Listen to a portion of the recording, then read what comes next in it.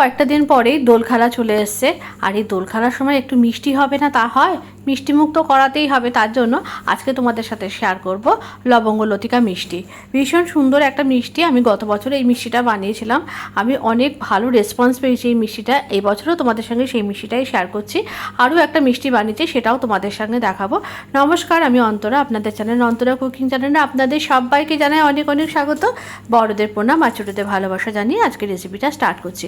প্রথমে চিনি শিরাটা বানিয়ে নেবো। তার জন্য দেখো আমি 1 বাটি চিনি আর 1 বাটি নিয়ে নিয়েছি গুড়ের বাতাসা। আমি দুরকম মিক্সিং করেই করি, ভালো কালার আসে এতে।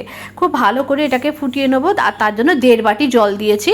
ভালো করে ফুটে গেলে এতে দিয়ে দিয়েছি কিছুটা পরিমাণ গুঁড়ো এলাচ, মানে এলাচ থেতো করে দিয়েছি, ছোটো এলাচ। আর তারপরে যখন বেশ ভালো মতো ফুটে গেছে, এটা যাতে ক্রিস্টাল বেঁধে না যায় এর জন্য আমি এর মধ্যে একটা লেবুর রস ভালো করে রস করে দিয়েছি, মানে লেবু ভালো করে রস করে দিয়েছি। তারপরে এটাকে একটুখানি ঘন হতে দেবো। আর সেই ফাঁকে আমি এই ভিতরে, মানে এই লবঙ্গ লতিকার ভেতরে যে পুরটা দেবো, তার জন্য আমি এখানে কিছুটা পরিমাণে খোয়া ক্ষীর গ্রেট করে নিয়েছি। তোমরা চাইলে ক্ষীরটা বাড়িতে বানিয়ে নিতে পারো, কিন্তু আমি মনে করেছি যে খোয়া ক্ষীরটা দিলে অনেক বেশি খেতে ভালো হয়, তাই জন্য আমি খোয়া ক্ষীরটা গ্রেট করে নিয়েছি। এই ক্ষীরের মধ্যে আমি কিন্তু আর কোনো রকম গুঁড়ো দুধ বা চিনি কিচ্ছু মেশাবো না, এই ক্ষীরটা দিয়েই বানাবো। আর এখানে আমি 1 বাটি ময়দা নিয়ে নিয়েছি, মানে 1 কাপ ময়দা মেজারিং কাপে। আর তার মধ্যে দিয়ে দিয়েছি 2 চামচ বড় চামচে 2 চামচ ঘি, অল্প একটু লবণ দিয়ে, একদম অল্প অল্প করে জল দিয়ে ভালো করে প্রথমে ময়াম দিতে হবে, তারপর অল্প অল্প করে জল দিয়ে একটা মানে শক্ত ডো তৈরি করতে হবে। খুব শক্ত না, খুব নরম না, একটা মিডিয়াম ডো তৈরি করে সেটাকে একটুখানি আমি একটা সাদা টিস্যু দিয়ে ভালো করে, মানে এটাও ভিজে টিস্যু জল দিয়ে ধুয়ে নিয়েছি, সেটা দিয়ে ভালো করে এটাকে আধ ঘন্টার মতো একটু রেস্টে রেখে দেবো। এবার আধ ঘন্টা বাদে দেখো আমি ভেতর এটা থেকে প্রত্যেকটা থেকে আমি লেচি কেটে নিয়েছি। 10টা মতো হয়েছে 1 কাপ আটাতে, মানে ময়দায়। লেচিগুলো ছোট ছোট করে ঠিক তোমরা যেরকম সাইজ চাইবে সেই হিসাবে তোমরা করবে। এটা আমি মোটামুটি একটা লুচির সাইজের করেছি।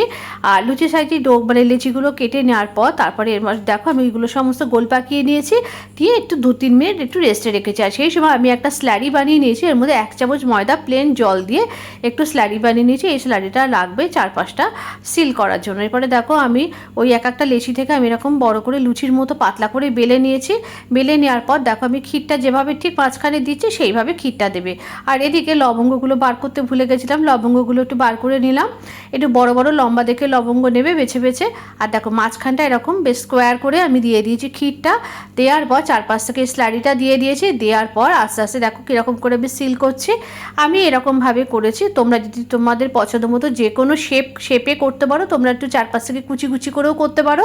তবে আমার মনে হয়েছে এটা দেখতে অনেক বেশি ভালো লাগে এবং এটা অনেক বেশি সহজ। আর আমি তো জানো সবসময় সহজভাবে সব কিছু তোমাদের সঙ্গে শেয়ার করি।